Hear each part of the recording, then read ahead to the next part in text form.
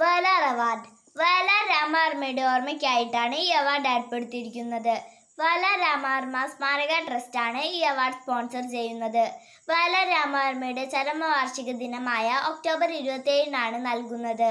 2014 വരെ 25,000 രൂപയായിരുന്നു സമ്മാനത്തുക. ഇപ്പോൾ 1,00,000 രൂപയും ഒരു വെള്ളിത്തകിടും ഒരു സർട്ടിഫിക്കറ്റും. ആദ്യമായി പുരസ്കാരം ലഭിച്ചത് 1977 ലളിതാംബിക അന്തർജനത്തിന്. കൃതി അഗ്നിസാക്ഷി. 2019 വി.ജെ. ജെയിംസ്. കൃതി നിരീശ്വരൻ. 2020 ഏഴാച്ചേരി രാമചന്ദ്രൻ.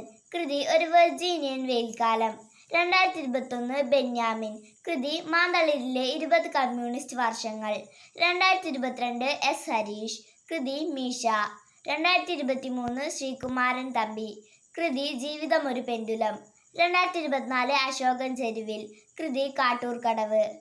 2019 വി.ജെ. ജെയിംസ്. 2020 ഏഴാച്ചേരി രാമചന്ദ്രൻ. 2021 ബെന്യാമിൻ.